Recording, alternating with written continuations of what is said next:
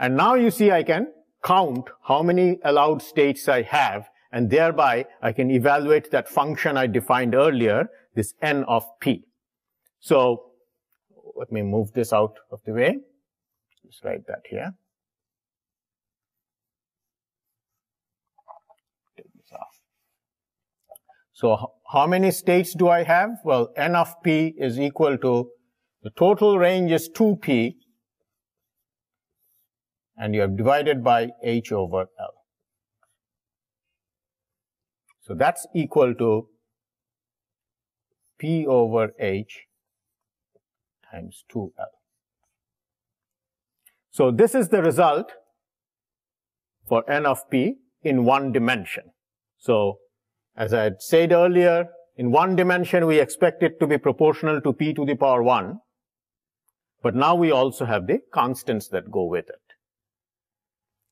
Now you could do a similar calculation now, if you want, in 2 dimensions. So in 2 dimensions you could do something like this.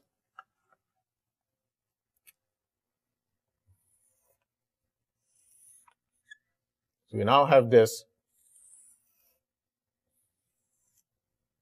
px and py, if you will, in 2 dimensions. And the allowed values are spaced along x by h over L. And you could make the same argument in the y direction and say that in the y direction they are spaced by h over w. And so each state takes up an area that is h over L in this direction, h over w in that direction. So if I want n of p, what I should do is take the area of this circle, pi p squared, and divide it by the area occupied by one of these states, which is h over L times h over w. And this, you'll notice, comes to p over h whole squared times pi L w. And these results are all summarized in that slide. So you can just look there. You see the 3 results. The ones we have gone through are the 1 dimension, which is p over h times 2L. And we just went through the 2-dimensional case, which is p over h squared times pi WL. And if you want to do the 3 dimensions, that also follows similarly. Only thing is that now you have to think of a sphere, you see. And when you think of the volume of a sphere, instead of pi p squared, what you'd get is 4 pi over 3 p cubed. And in the denominator, you'd have h over L, and then h over width in one direction, and then times h over width in the other direction, which you could write as h squared divided by area. And now if we again just simplify it a little, it will look like p over h whole cubed, and then 4 pi over 3 AL. And that's the last one item up there. That's the 3-dimensional. So this is the basic result that we were trying to obtain. And you'll notice then, of course, when going through this algebra, especially if you're seeing it for the first time, it's easy to get too buried in the details to get the big picture. And the big picture is that classically electrons could have any momentum. In order to get a countable number of states, you invoke this wave nature of electrons. And the basic idea that waves have to fit into a box, that is, the wavelengths have to fit in there, the same principle that gives guitar strings specific resonant frequencies and doesn't allow it to generate frequencies other than those specific ones. It's a very different physics though, but the math is similar. Now there's one little subtlety I should mention here, and that is the following. And that is that usually when you talk about a guitar string, you try to, insist that the electron half wavelength fits into a string. Namely, that,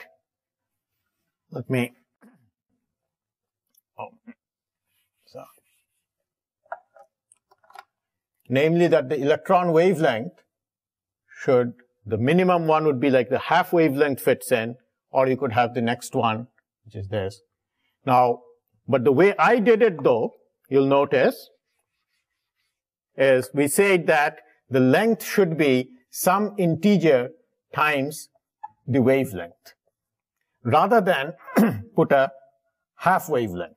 So I did not have a half here. And this is where I should mention that you can kind of do this in two ways. One is you could use this half there, but in that case, when you count states, you should only be looking at positive momenta.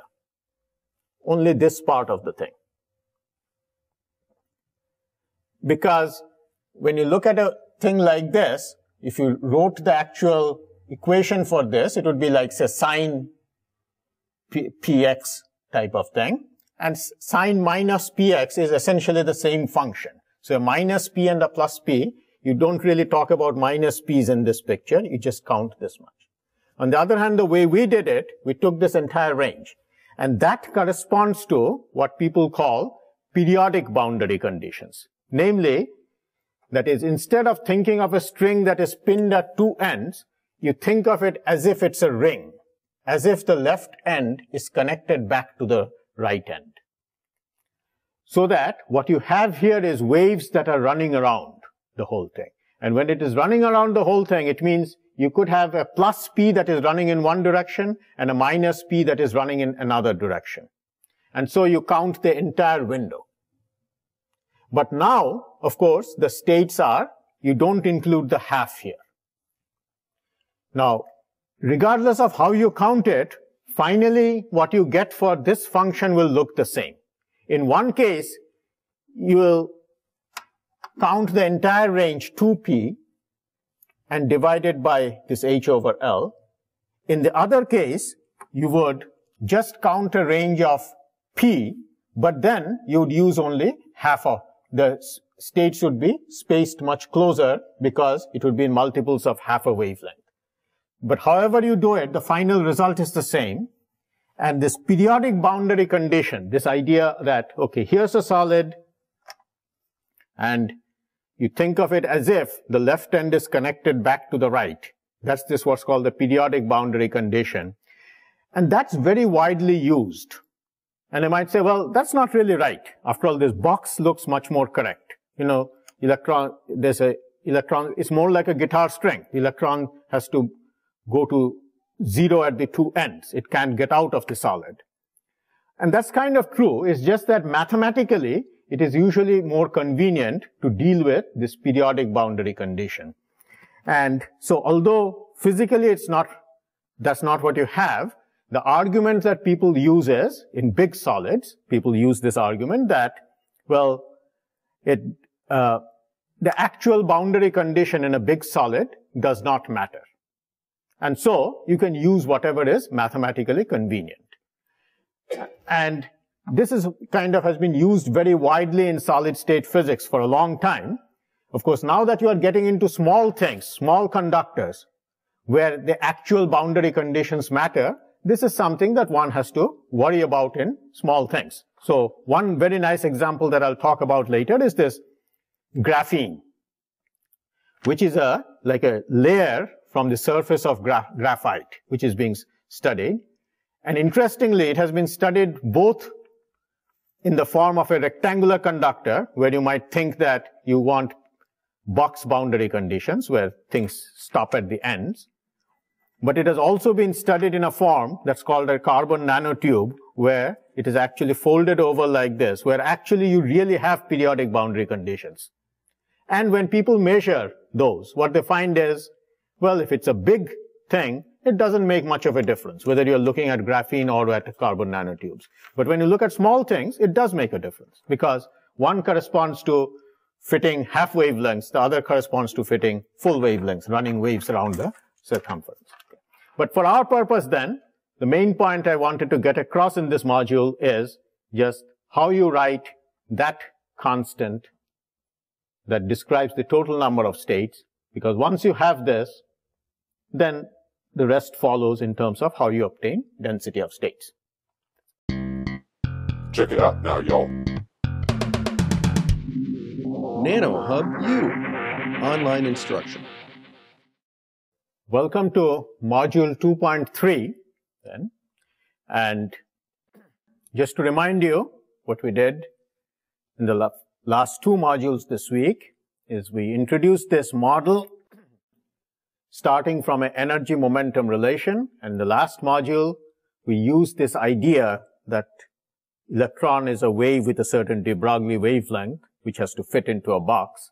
And that gives you the number of states available up to a given momentum p, that is this n of p. And these two can be combined to obtain the number of states up to a given energy, whose derivative then is the density of states. And in the first module, that's 2.1, I showed that there is a general relationship that should hold irrespective of the energy momentum relation, and that is d times v times p should be n times the number of dimensions. And this is a relation that I'll make use of in this module as we talk. Now, my purpose in this module, though, is something like this. Okay, we are talking about, say, a conductor with some energy moment, where electrons obey some energy momentum relation, and there's an electrochemical potential that tells you the level up to which electrons are filled. And let's assume we are at low temperatures, so basically everything below it is filled, everything above it is empty. And when you put a little bias across it, current flows. And the conductivity, the approach that we have discussed, gives us an expression for conductivity that depends on the density of states in this energy range around the electrochemical potential. Now, on the other hand, the textbook way of obtaining conductivity is usually would give you a very different looking expression for conductivity, and this is known as the Drude formula. So the expression that you normally see in the literature would look something like this.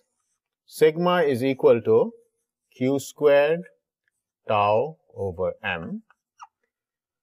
So q is the charge on an electron, tau is the mean free time, m is the mass of an electron, and this is multiplied by the number of electrons per unit volume, length, area, or volume, depending on how many dimensions we are doing this in. So the expression you'd see most commonly would be something like this. And 1 over L or 1 over WL or 1 over AL. Because this N is the total number of electrons, which means all the electrons in these states up to here. Because all these states are filled. This is low temperature, everything below it is filled, everything above it is empty. So that's this N.